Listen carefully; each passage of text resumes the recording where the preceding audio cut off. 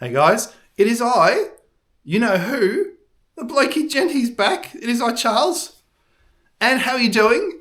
And I was just inspired today to make a video because I'm just sort of discovering the sort of tweeds more. And I've always been after a sort of casualisation of the form of formal wear without abandoning it, because people have abandoned it. A lot of people are just wearing puffer jackets to restaurants. It doesn't give them a good look. They don't look fitted. They look floppy and sloppy jalopy. I don't like that at all. The tweed gave it a certain elegance. Like here's a gentleman. Here's someone with. There's something to him. Oh, there's some formality to him. He's got a story. He's a person. He's a human being.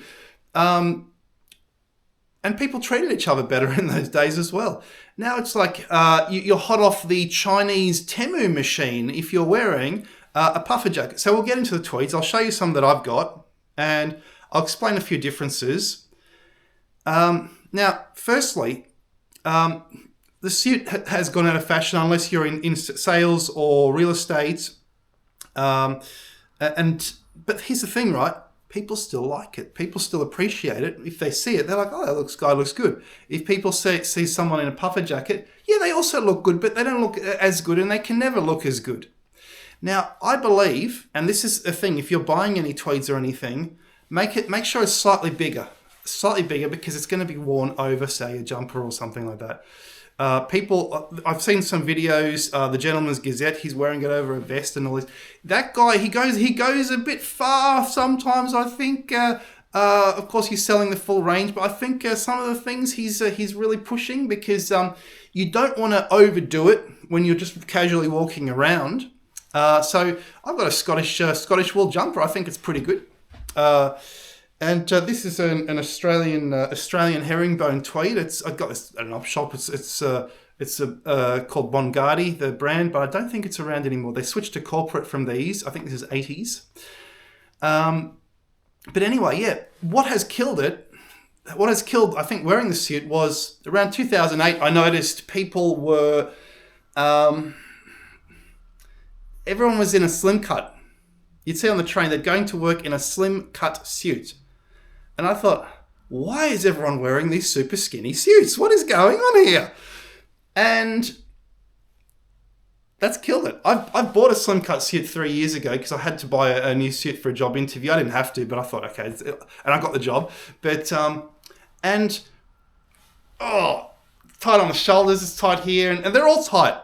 They're all tight. Everything he had was tight. And I thought, what's going on? Don't you have anything else? And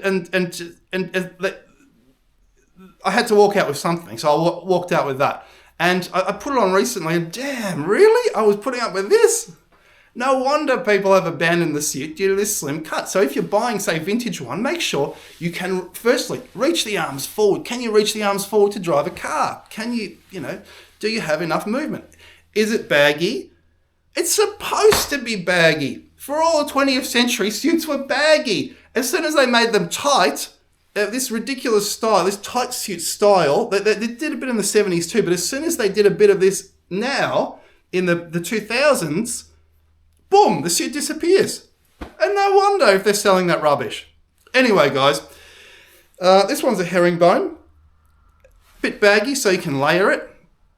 So long as the shoulder's not too bad. It doesn't have to fit perfectly. What matters more than fitting that perfectly is you can reach.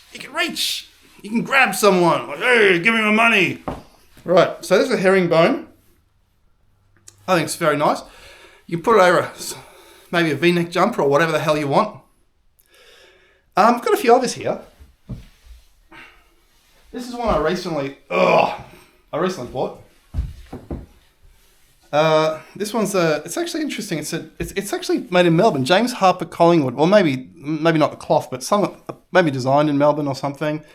And it's half wool, half it's a large herringbone, half wool, half polyester, which I don't like. But try and find pure wool these days for a decent price. It's not easy, so you might have to go second hand. This one fits beautifully. I love this one. Harris Tweed. And there's something about the cloth. The cloth contains, what is it called? Laolin or something? And it's not oily, but you can feel a natural goodness to it. And I'm actually blown away by the quality. When I put this on, I was blown away by the quality. It has a complexity of color. Look, they're mixing blues with orange, with red, with yellow, with it's like the universe, with red crimson, with dark crimson, and darker colors. But from a distance, it just looks brown. But the quality of thickness of it, I'm blown away. And this is the ultimate casual wear. Because this is something that a few people will still wear in the country, but people in the city will not necessarily touch it. So, thus making it, you're being a rebel from the puffer. I've always been a rebel. You're being a rebel from the puffer jacket uniform. This is unbelievable. The quality of this is unbelievable. The Aussie style tweed is a lot thinner, more casual. You're still going to layer it up. I'm pretty warm here, with double wool. And anyway, what's next? This is something this is a very old one that Dad wore to, I'll probably get rid of this, but maybe on eBay, but there were two or maybe more types of tweed cloth. Victorian Edwardian is more this. This is West of England. Hunt Win, West of England. Not sure if you can see that. West of England cloth is in it's in this particular style, and this sort of cloth, this is more, you can see straight away, it's more for Victorian gentlemen or Edwardian or mid-century. You might look like an old guy if you're wearing this probably, but it's still beautiful.